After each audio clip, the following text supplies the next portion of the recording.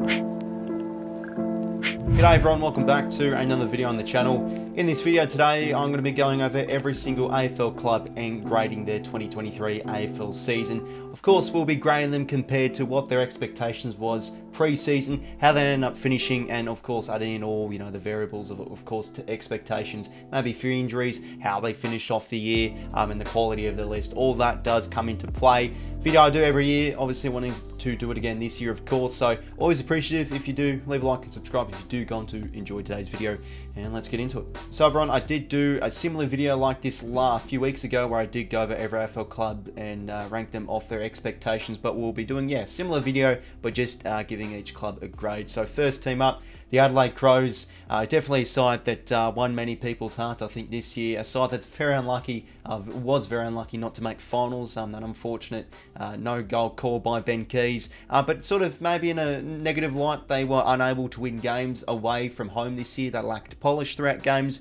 but they did heavily improve, I think, in terms of their ability to obviously not only win, but just they've always been a side of the past few years, especially last year. They're a side that's a very hard team to beat. You have to really grind down a side like Adelaide to get a result, and I think they've built off that really well this year. Their pressure has been brilliant. We've seen some breakout plays from a lot of their young players across the park, and I think they are building nicely, and they've got some good crop. And of course, they're a very accountable and fit side as well off the field. So I'm going to be giving Adelaide a B-. If they would have made the finals and maybe win a final, I'd probably put them a B+ and everything. But I'm giving them that minus just because not only did they miss finals, they also, had a few games where they just were quite poor, and away from home they were no good. But Adelaide, I'm giving them a B+. Move on now to the Brisbane Lions, the runners-up of 2023. I think they had a fantastic season, only 4 points short of the grand final, winning the premiership, of course. So I've got to be putting them at least in the A category, and I'll give them an A-, because they did lose the grand final. But definitely their expectations this year was to make the grand final. They have one of the best lists in the competition, and I think they certainly hit that goal. And they were very, very good at home this year. Didn't lose a game.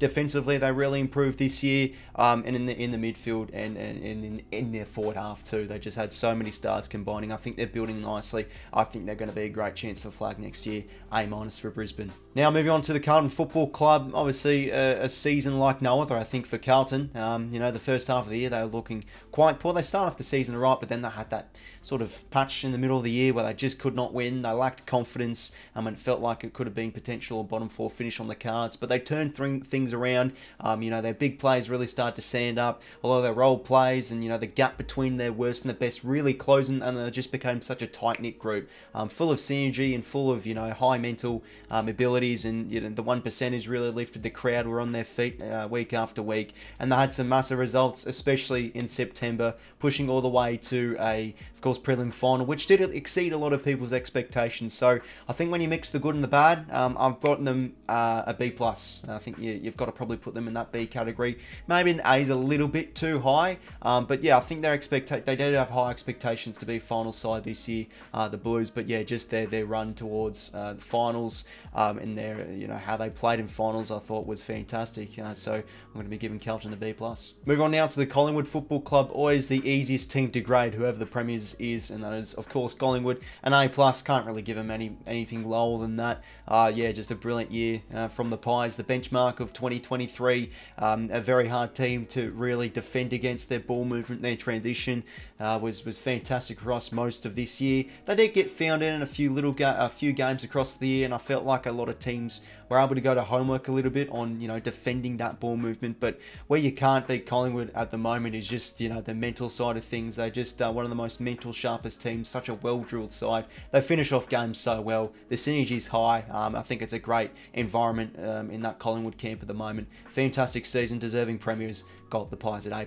Move on now to the Essendon Football Club. Again, maybe similar to like a Carlton side, a bit of a season of two tales, really.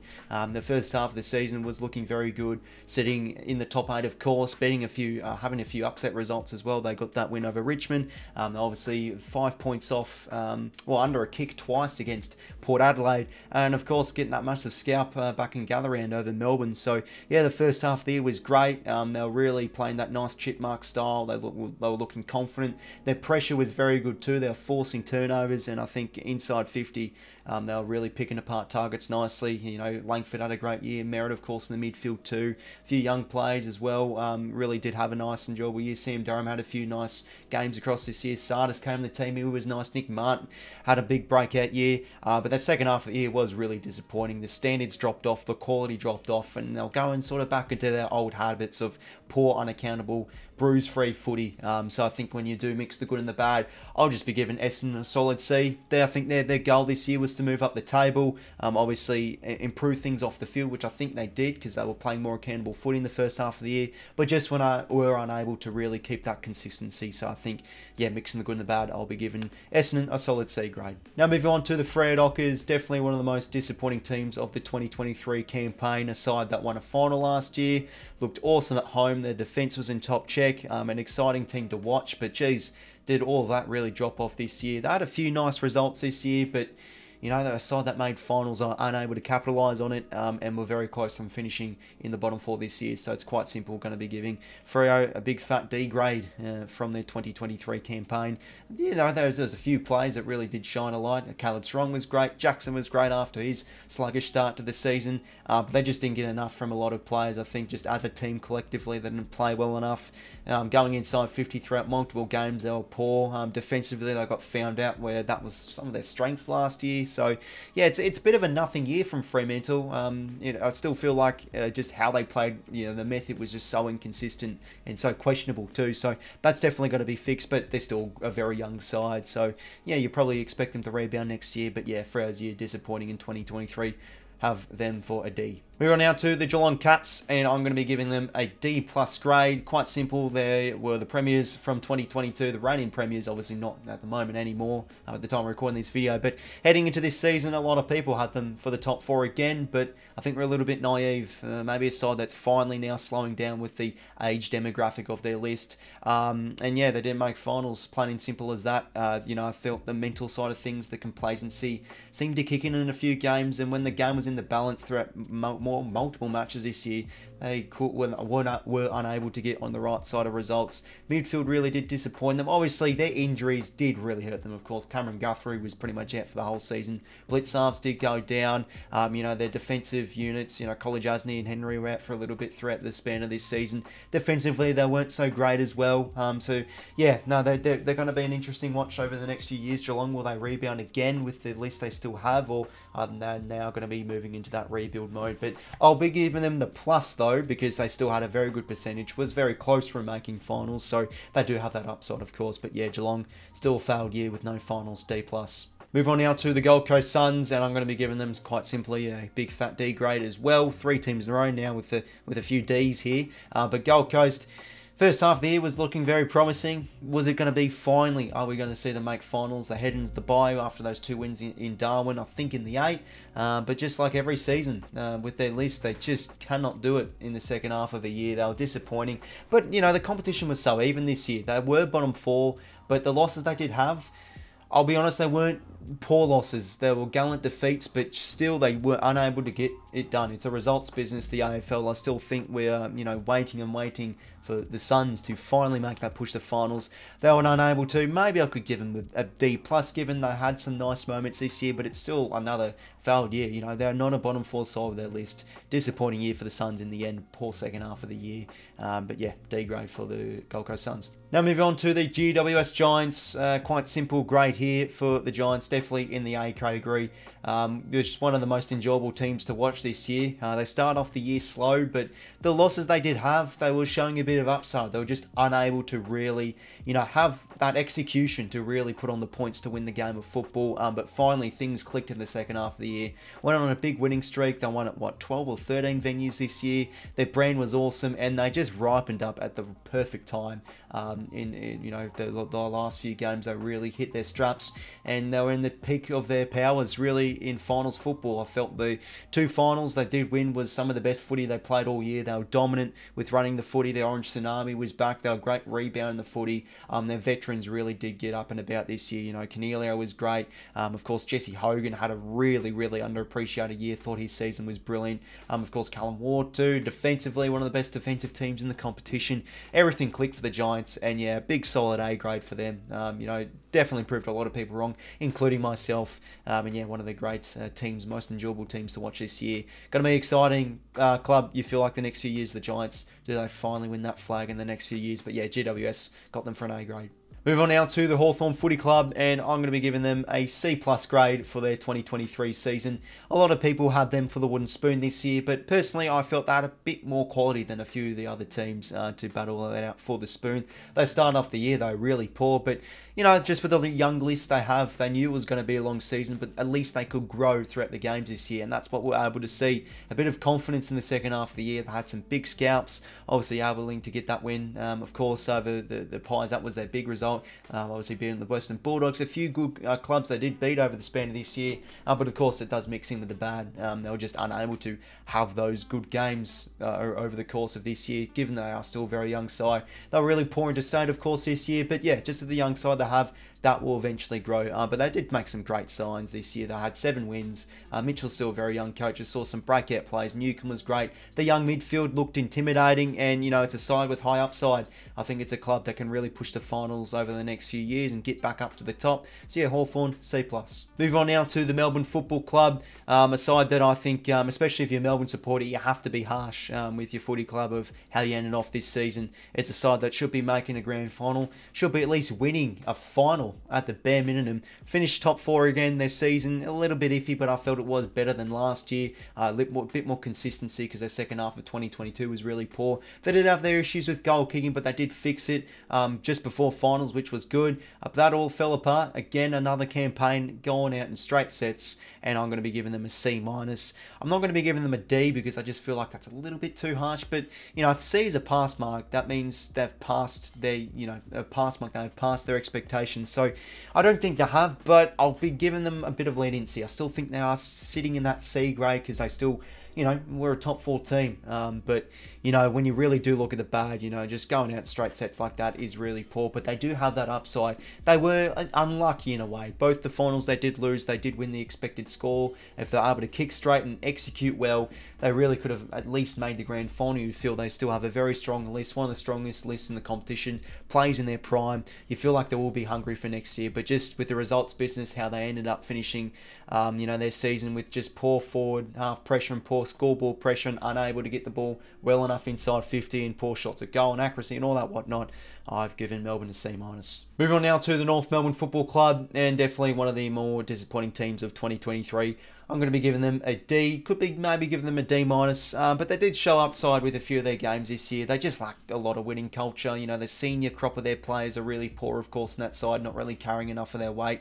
Lacked a lot of leadership in a lot of games this year. They would start off games well, but they just really drop off and eventually lose the games of footy. But, you know, they weren't the wooden spooners, so that is a positive for North Melbourne, but still that is blended in with a really disappointing year. Of course, it was interrupted with Alistair Clarkson leaving the club throughout most of this season. But, you know, just with the talent they have on their list, it's not good enough. A few of their young players did really shine through, but, you know, a side that still had the same amount of wins as the West Coast Eagles. So a disappointing year for North Melbourne. Going to be giving them a D. Now move on to the Port Adelaide Football Club, and yeah, a side that you can really be harsh with, or you can give them a bit of leniency, because when you look at, you know, the two sides of the story with Port Adelaide, they finished in, what, 14th or 13th last year. Not really many people had them back up in the top 4 this year. A few people were bullish. I wasn't. But, you know, the list was just really clicked this year. And we started to see some breakout from some young stars. Butters went to the next level. Their midfield was dominating. And, you know, their forward half as well was very good too. One of the top forward half sides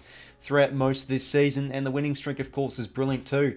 After their win against the Swans back in round 4, they just went on a rampage, winning, I think it was 13 in a row in the end, and deservedly made a top 4 spot. But when you do look at the other side of the coin, it's another top 4 campaign for Ken Hinkley's men.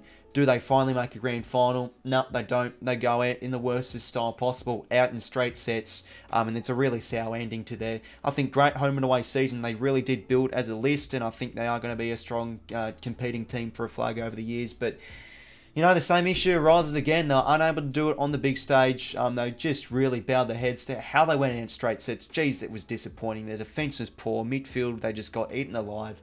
You know, they didn't even really look gallant in their finals performances. They just went out so uncharacteristically.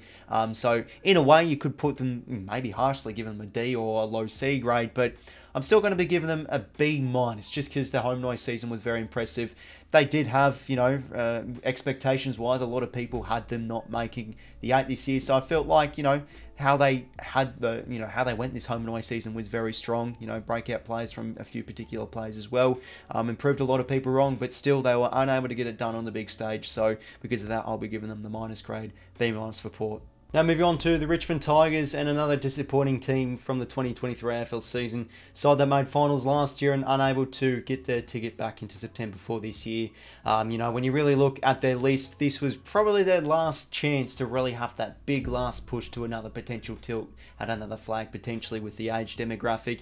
You know, aging stars, a lack of good enough young quality players, or probably just inexperienced young players, really did hurt them this year. But they still were ultra competitive. That's always an area where you got to really hang your hat on with a side like Richmond this year. But you know, even the start of the year was really disappointing. They were just lacking so much execution with how they went at it. They were really poor off the turnover. You know, they're usually a really good side with turnovers, but they're just unable to really you know, show much of their strengths this year. Around the footy, they were disappointing, and yeah, the aging stars did hurt them. But you know, like Dusty Martin still had a really good year, but you know, their back half was really disappointing as the season did grow on. But you know, like Tim Taranto was a great recruit this year, but I just feel like collectively as a group, they just lacked a good enough consistency and quality across all their facets of the game. So yeah, Richmond, in the end, I'm going to be giving them a D+.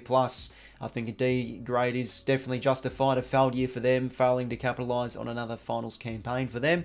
But I'm going to be giving them the plus mark though, because they still are a very competitive side, and I think they you know, pushed a few good quality teams this year, but just lacked execution and yeah, lacked a bit of that polish and quality with their games this year. Now moving on to the Saints, and a club that did really prove a lot of people wrong, including myself. I had the Saints for bottom 4 this year.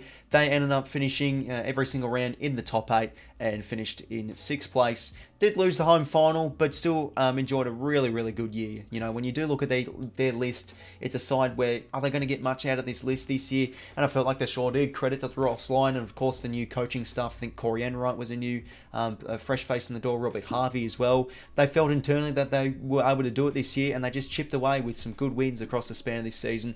One of the top defences in the competition, Callum Wilkie, was very good. They set up really well behind the footy, and throughout moments this year, you know, their midfield was able to really turn up. Their forward half pressure throughout games was good this year.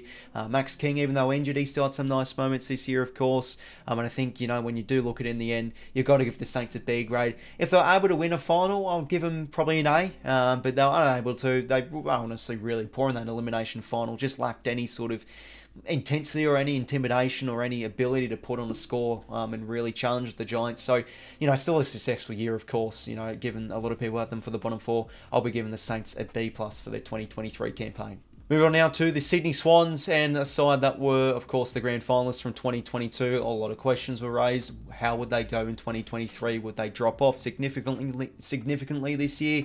And in a way, they almost did. They were in the bottom 4. I think after round 17, they were just, yeah, they had, of course, a lot of personnel issues. Their midfield really got eaten alive, and just mentally and physically, they weren't fit enough. But yeah, especially mentally, how they closed out games was very poor. I felt they showed great upside across their losses this year, but they were unable to play 4 good quarters of football, and yeah, their midfield did really disappoint them this year, of course. Was very inconsistent in that area, but the last 6, 7, 8 weeks was very good. They got results, they played good footy, and I think they deservedly made finals, and a lot of people didn't consider them having them in finals halfway through the year, really. So it's a credit to Sydney. So I'll be giving them just a borderline C grade because they still were able to make finals, and they're only really a goal away. And when you look at that elim final, they really could have beaten Carlton and made a semi-final and won a final in this very strange year for the Swans. So I'll still be giving them a C, though. They just, I think, passed expectations, or had that pass mark, given they still made the finals. But still a disappointing year for the Swannies. Move on now to the West Coast Eagles. Definitely, easily one of the most easiest teams to rank this year. Quite simple, D-. I don't give any team an F, by the way. D- is the lowest grade I do go with these videos. But yeah, West Coast, you know, the first wooden spooners since 2010 or the early 2010s, one of those seasons. But yeah, just disappointing. I always like to look at the good in the in teams, of course. A few of the young players were impressive. Noel Long had a great first year. You know, 𝘬𝐼𝐿𝐼𝐿 and of course 𝐼𝐵𝐵𝗶𝗏 was very good the first half of the year. But just, you know, again, unfit players, a lot of injuries, and, you know, conceding 200 points in a game, that definitely was a low light in their season. You know, just so many games this year where they lost by over 100 points. There was just so many terrible stuff to witness this year if you were a West Coast supporter. But, you know, they had a few nice performances, a few games where they really could have won. They could have beaten Essendon. They got that win over the Bulldogs. So it was a nice ending towards their season. But, yeah, they just are in desperate need of a rebuild. They're in desperate need of some more young talent, which they'll definitely get across this draft period up and coming. But yeah, for the Eagles, pretty simple. The wooden spooners, really disappointing this year, D-. Now move on to the final club of the Western Bulldogs. We say this every year, a side that really should be competing for a flag given their list. They've got a great spine. They've got some talented young players. They've just got talent across every, you know, facet everywhere around the ground, really. But they were unable to make finals, and I think you've got to be quite harsh with the Bulldogs, a team with some high expectations given the quality of their list, and they're unable to make finals. So a D grade, quite simply, for the Doggies. Maybe when you look at it, are we naive with their list? Maybe it just isn't good enough. They have stars, but the gap between the best and the worst this year was really disappointing. They were playing a lot of players that just weren't up to it, really. Didn't look like AFL quality. You know, again, defensively, they were really disappointing. Apart from Leon Jones, they defended the transition really badly this year. You know, they closed out games quite disappointingly throughout the course of this year. And plain and simple, they were inconsistent. They had really good performances. They looked dominant in some games, but then they're just unable to really show that forward half prowess, which they really are able to show with the likes of Norton, 𝐼𝐻𝐿𝐼𝐻𝐿, 𝐻𝐻𝐿𝐼𝐻𝐿, all those likes. And they were sometimes beating the midfield a wee bit, which is usually their strong part of their game and their philosophy under 𝘬𝐼𝐻𝐿𝐼𝐻𝐿. But then again, they were beaten in that, and yeah, they were just unable to close out games really well this year. So yeah, a really disappointing season for the Bulldogs, a D grade for the Doggies. So overall, there is every AFL club's season graded for the 2023 AFL season. Of course, now in the off-season period, or the trade period, I should actually say, I've uploaded a few videos the last week or so with that trade period video. So if you've yet to see that, feel free to check it out. I did react to my season predictions as well last week, so feel free to check that out if you haven't already. But yeah, the frequency, of course, of the uploads will slow down a little bit. I'll look to maybe upload maybe once or twice a week, of course, during the off-season. But yeah, if you did go on to enjoy today's video, make sure to leave a like and subscribe. Also comment down below and let me know what you did think of my gradings. Would you maybe change a few gradings for a few clubs? It's, you know, a very debatable thing. Everyone has their different opinions, but that's my opinions on every AFL club. But yeah, apart from that, everyone, thank you very much for watching, and until next time, I will talk to you later. See you later, fellas.